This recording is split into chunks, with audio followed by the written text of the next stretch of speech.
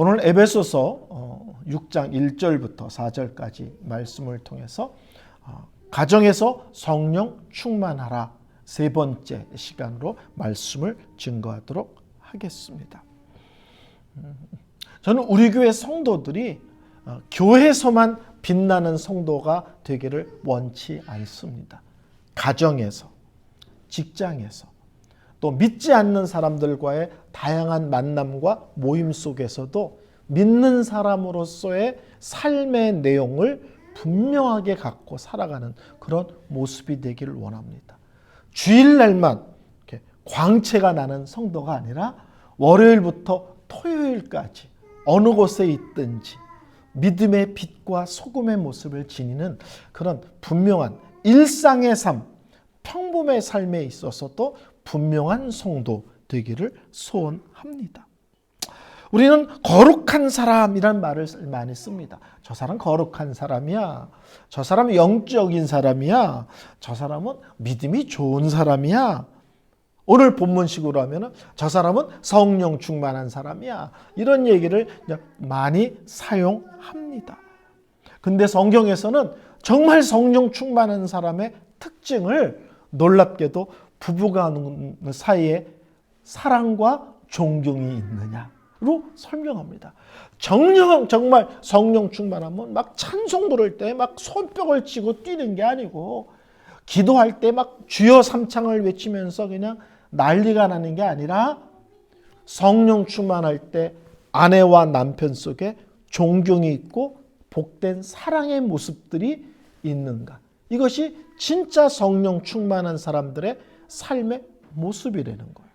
근데 오늘은 어디로 가냐면 부모와 자식 간의 성령 충만을 얘기해요. 부모가 성령 충만하면 부모 노릇 제대로 하고 자녀가 성령 충만하면 자녀 노릇 제대로 한다. 오늘 본문의 가르침이 그런 것입니다. 여러분, 우리 집은 믿음의 가정이야. 이런 말을 쓸 때 여러분은 어떤 의미로 씁니까? 우리는 모이면 항상 기도해. 우리는 모이면 항상 예배드려. 뭐 이런 걸로 혹시 설명하지 않습니까? 우리는 믿음의 내용을 얘기할 때 꼭 그렇게 종교 의식을 행하는 것을 갖고 믿음의 내용을 지니고 있다라고 생각합니다. 물론 모였을 때 기도하는 것도 중요하고 예배하는 것도 중요하지만 정말 핵심은 그 기도와 예배가 끝나고 그 가정이 믿음의 원리 가운데 그 가정이 움직여지고 있느냐, 유지되고 있느냐, 이게 믿음의 가정의 모습이죠. 평소에 이 가정에서 중요하게 여기는 게 뭐냐? 열심히 기도하고 열심히 찬송하고 뭐 열심히 말씀 얘기했는데 실제는 주 대화가 극히 세상적이야. 안 믿는 사람과 다를 게 없어. 그럼 믿음의 가정이라고 말할 수가 없습니다. 이 가정에서 중요하게 여기는 가치가 뭐냐 이거죠. 그것이 믿음에 대한 거고 하나님과 관계된 거고 하나님 영광과 관계된 내용을 담고 있느냐. 우리 집은 이게 중요해. 이러는 거죠. 중요한 일을 결정할 때 믿음의 원리를 갖고 결정하느냐, 순전히 인간적인 생각과 계산을 갖고 결정하느냐. 가정에 큰 어려움이 있을 때 그 어려움을 이기고 버티는 그 시간 동안 어떤 믿음의 내용을 갖고 그 시간들을 잘 이기고 버티는가. 그러니까 이런 것들이 우리는 소위 믿음의 내용을 지니고 있다. 이렇게 설명할 수 있습니다. 오늘 먼저 6장 1절부터 3절까지 자녀들에게 먼저 말씀을 합니다. 자녀들아, 주 안에서 너희 부모에게 순종하라. 이것이 옳으니라. 내 아버지와 어머니를 공경하라. 이것이 약속이 있는 첫 계명이니 이로써 내가 잘되고 땅에서 장수하리라.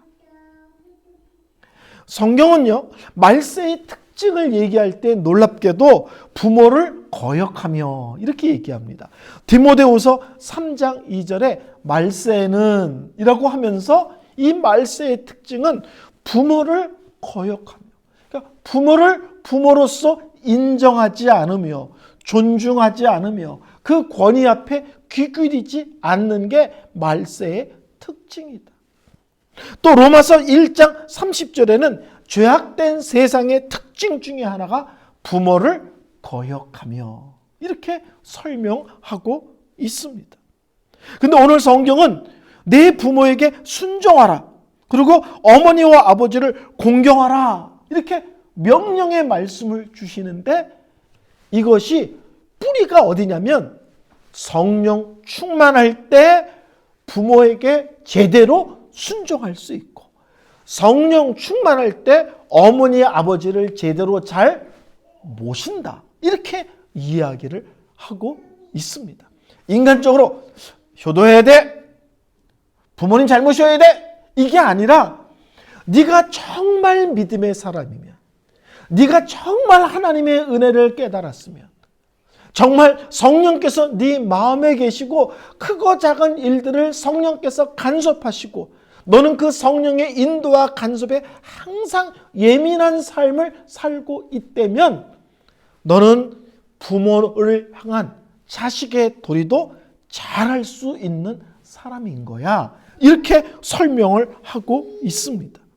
근데 오늘 성경에 내 부모에게 순종하라 그러면서 그 앞에 전제가 하나 깔려 있어요. 그게 뭐냐면 부모에게 순종을 해야 되는데 무조건 순종은 아니라는 거예요. 전제가 뭐냐면 주 안에서 부모님께 순종하라는 거예요.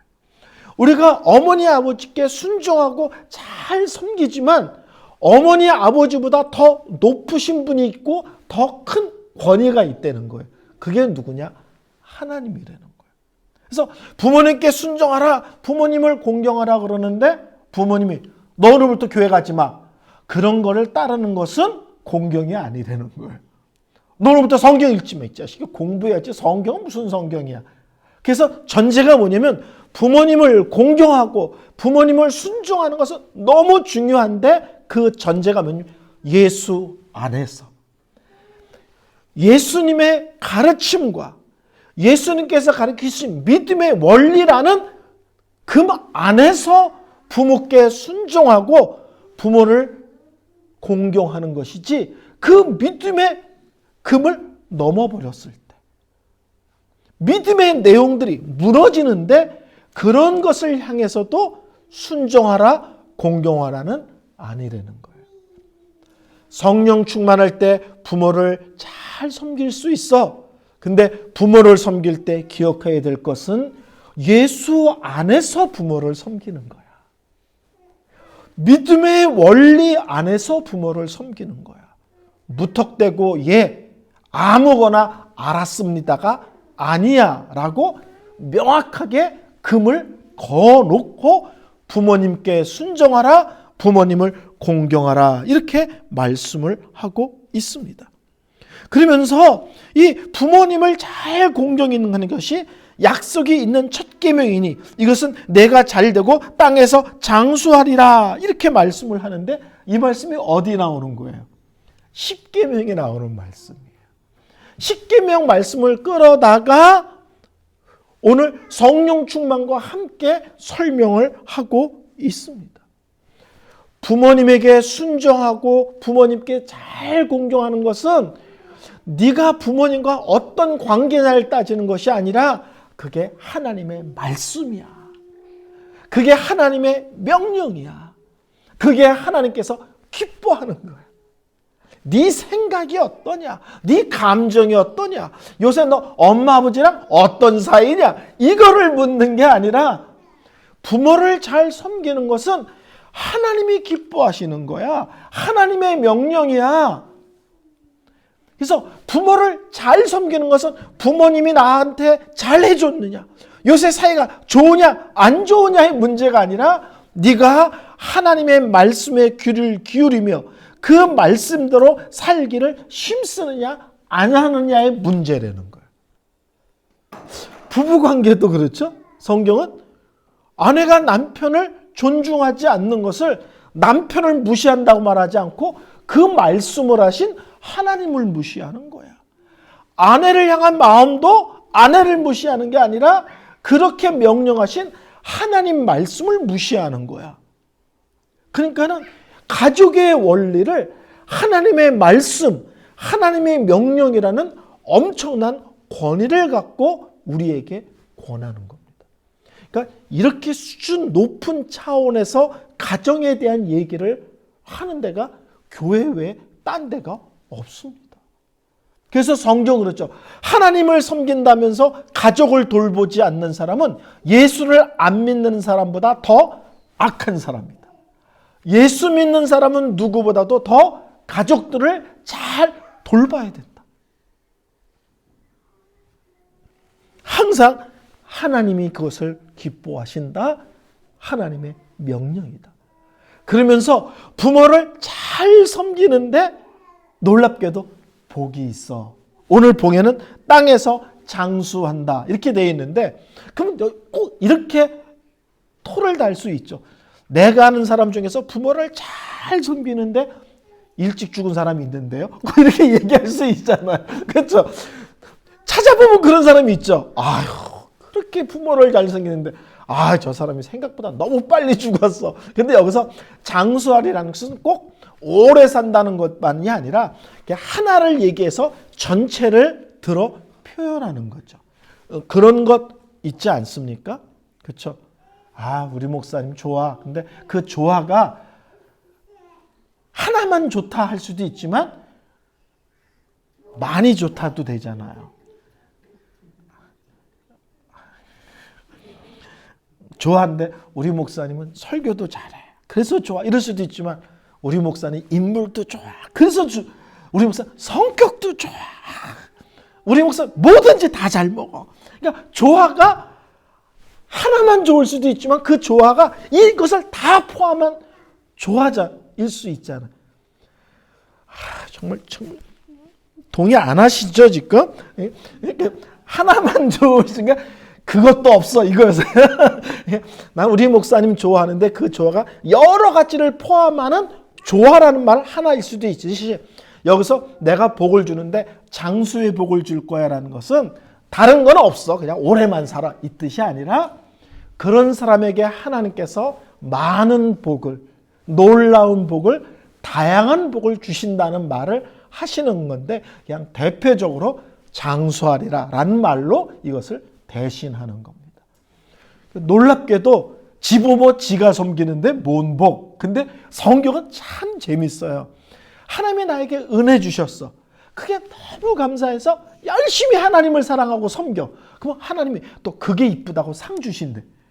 그러니까 하나님이 열심히 섬기는 게 나를 구원하시고 사랑하시고 은혜 주셔서 그게 좋아서 하는 것인데 또 열심히 했다고 상 준대. 이게 그 원리예요. 지부모 지가 섬기는데 뭔 상이 있어? 근데 하나님은 부모를 잘 섬기는 것이 그 자체가로 끝나는 것이 아니라 그것 자체가 하나님의 말씀에 대한 존중이고 하나님의 권위에 대한 인정으로 보시는 거예요. 네가 네 부모를 잘 섬기는구나. 다른 말로 네가 내 말에 귀를 기울이는구나. 네가 내 명령을 귀하게 그것을 받고 소중하게 감당하는구나. 아이고 복되라. 내가 너의 삶을, 너의 가정을 축복하마. 이렇게 말씀을 하시는 겁니다. 우리 자녀들이 뭐 할 때 가장 속상하시나요? 자식이 용돈을 잘 안 줘. 돈을 많이 버는데 뭐 이래서 섭섭할 수도 있죠. 근데 모든 걸 다 해줘도 속이 확 뒤집어질 때가 있어요. 맛있는 것도 잘 사줘. 옷도 사줘. 용돈도 잘 줘. 근데 부모를 부모로 제대로 인정을 안 해. 그러면 다 필요 없죠. 용돈을 주는데 엄마를 우습게 알아. 맛있는 거 사주는데 먹는데 그 자리에서 그냥 말하는 족족 속을 뒤집어. 그러면 안 먹어. 가져가 임마. 이러잖아 우리. 되게 중요한 것은 어른을 섬길 때 가장 중요한 것은 뭘 잘해드리고 많이 해드리고 좋은 것 못해드릴 수도 있지만 매사에 부모를 부모로서 인정해드리는 것. 이게 참 중요합니다. 제 은사 목사님이 이런 얘기를 했어요. 저 집에 똑똑한 며느리 들어왔대. 그러면 아휴 골칫게나 아프겠네 그런다는 거예요. 자꾸 집안 어른들을 며느리가 가르치려고 든다는 거예요. 뭘 하려고 그러면 어머니 요새는 그렇게 안 해요. 뭐 하려고? 인터넷에 그렇게 안 나왔어요. 그냥 사사건건 맞아요, 틀려요, 아니에요, 어째요, 요새가 어떻고. 근데 지혜로운 며느리는 아이고 저 집 복 받았네 그런다는 거예요. 다 알아. 다 아는데도 지혜로운 며느리는 아는데도 어머니 김치를 어떻게 담아야 맛있어요? 다 알아. 요리 학원에서 다 배웠어. 근데도 엄마한테 물어봐. 소금을 더 넣을까요? 조금 넣을까요? 소금 어머니 짜요. 그만하세요. 짠 거 보면 안 좋아. 이러는 것과 어머니 좀 더 넣을까요? 말까요? 똑같은 소금인데 어느 하나는 속을 확 뒤집어가지고 김장하다가 다 엎어버리고 집에 오고 싶은가 하면 어떤 며느리는 다 아는데 척 봐도 싱겁구만 척 봐도 짜겠구만 아는데 어머니 어떻게 할까요? 좀 그만 넣을까요? 아니면 괜찮을까요? 똑같은데 똑똑한 며느리와 지혜로운 며느리는 다릅니다. 차이는 뭐냐면 어른을 어른으로 존중해 주는 거예요. 우리들은 실제로는 다 부모님이 돌아가셔서 물론 살아계신 분도 계시지만 또 멀리 계시지만 이런 것들이 성경에서 실제로는 가르치는 원리입니다. 하나님이 너에게 부모를 주셨느냐? 부모가 너에게 어떤 부모냐와 관계없이 하나님이 원하시고 하나님이 기뻐하시고 하나님이 명령하시니 너에게 허락하신 부모를 귀하게 여겨라. 존중하게 여겨라. 그들의 말에 귀 기울일지를 알아라. 그러면서 이제 6장 4절에 부모들아를 얘기합니다. 여기서도 아비들아라고 얘기하지만 실제로는 부모에게 이야기하고 있는 겁니다. 또 아비들아 너희 자녀를 노엽게 하지 말고 오직 주의 교훈과 훈계로 양육하라. 여기서 충격적인 말씀이 있는데 자녀들을 노엽게 하지 말라는 말이에요. 이게 무슨 뜻이냐면 자녀들을 화나게 하지 말아라 이런 뜻입니다. 여러분 사도 바울 시대에 2000년 전에는요 이 말이 어마어마하게 충격이었을 거예요. 아마 지금도 이런 말이 이해가 안 되는 사람이 많이 있겠지만 2000년 전 바울 시대에는 아버지가 자식을 때릴 수도 있고요.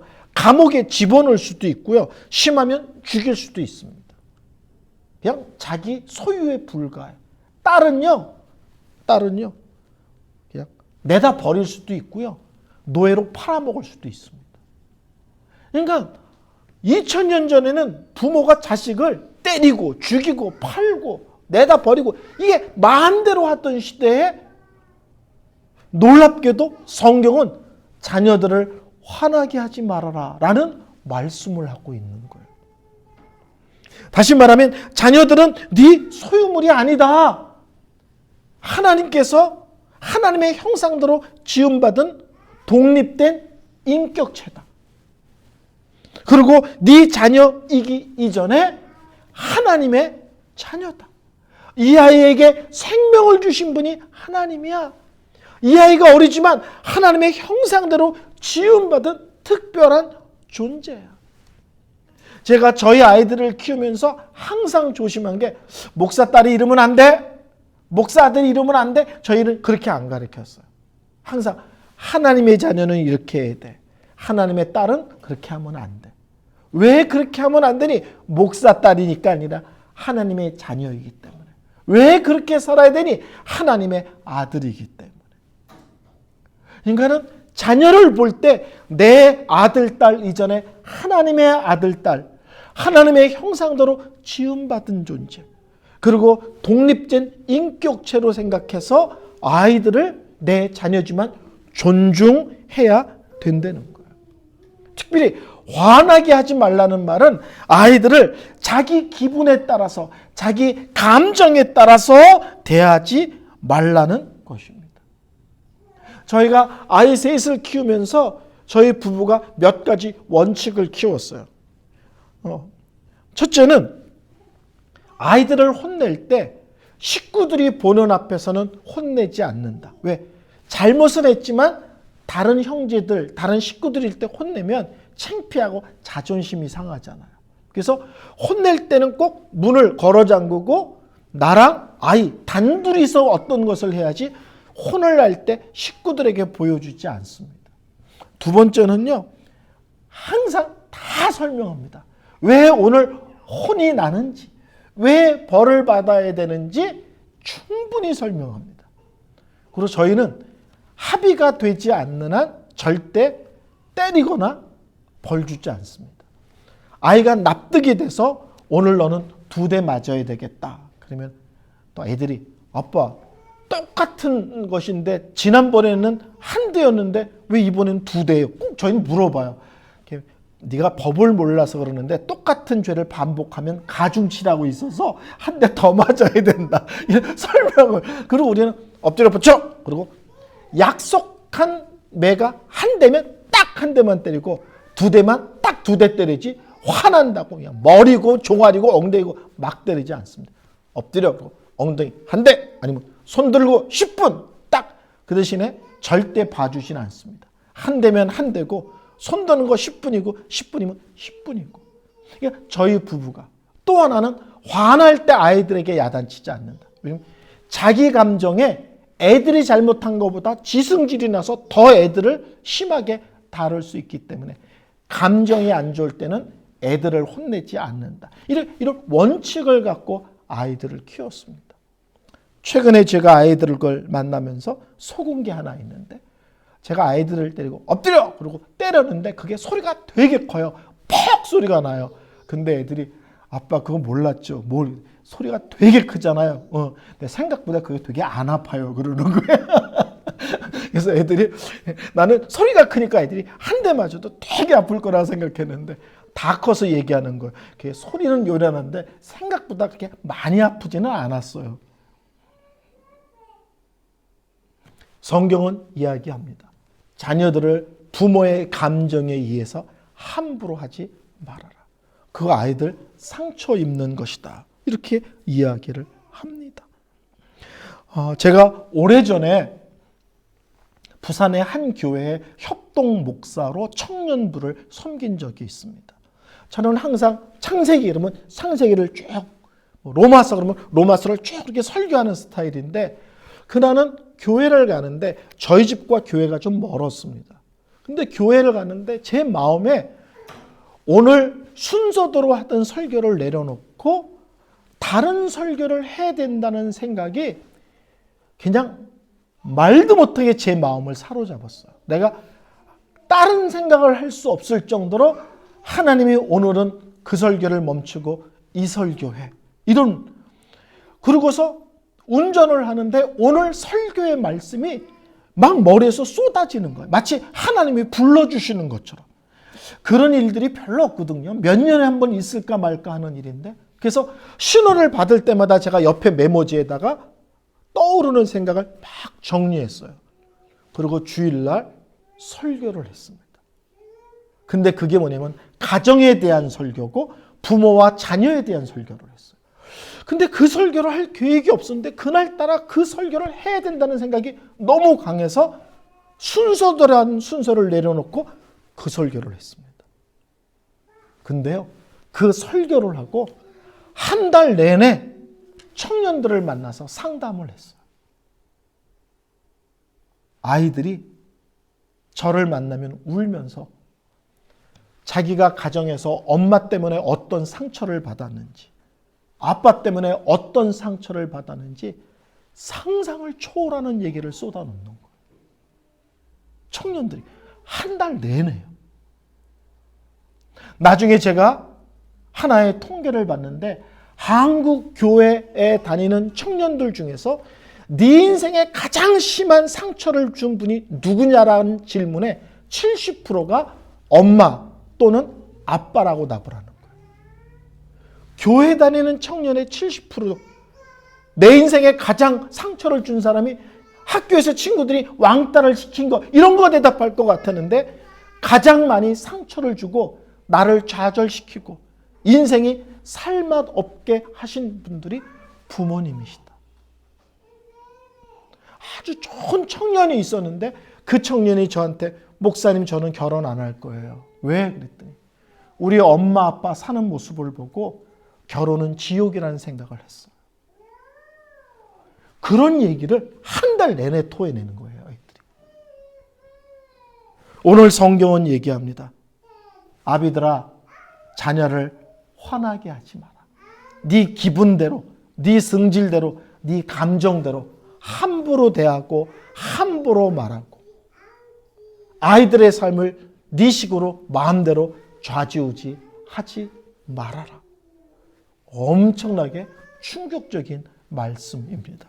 그러면서 그 뒤에 이어서 하는 말이 오직 주의 교훈과 훈계로 양육하라 입니다. 오직 주의 말씀 가운데서 아이들을 훈련하고 가르치라. 쉽게 말하면 아이들을 하나님의 말씀의 원리에 맞춰서 아이들을 가르치고 키워야 된다라는 겁니다. 아이들에게 믿음의 기본기를 어렸을 때부터 잘 가르치라는 거예요. 주일 예배 빠지면 안 돼. 항상 성경은 가까이서 하루에 한 장이라도 매일 또박또박 말씀을 가까이 해야 돼. 평상시도 기도하지만 크고 작은 일이 있을 때 기도 가운데 하나님께 매달리고 철저히 하나님께 의지하고 하나님의 인도하심을 받고 하나님께 그 답을 묻는 거, 이거 너무 중요한 거야.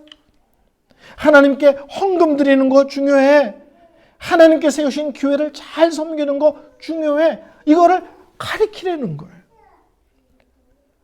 성경적 가치관을 가르치려는 거예요. 네 인생의 우선순위가 믿음의 내용으로 채워졌는지 세상적인 가치관으로 채워졌는지 우선순위를 잘 가르치려는 거예요. 믿음 안에서 영적인 자존감을 잘 세워주려는 거예요. 아, 나는 하나님의 자녀구나. 아, 나는 하나님의 사랑을 받는 존재구나. 아, 하나님의 나와 언제나 동행하시는 분이구나. 이런 믿음 안에서 나라는 존재가 얼마나 복되고 아름다운지를 잘 세워주려는 거예요. 우리 이제 자녀들도 그렇지만 이제 우리는 또 손주들에게도 가르쳐야 됩니다. 아이들 가르치는 거 쉽지 않죠?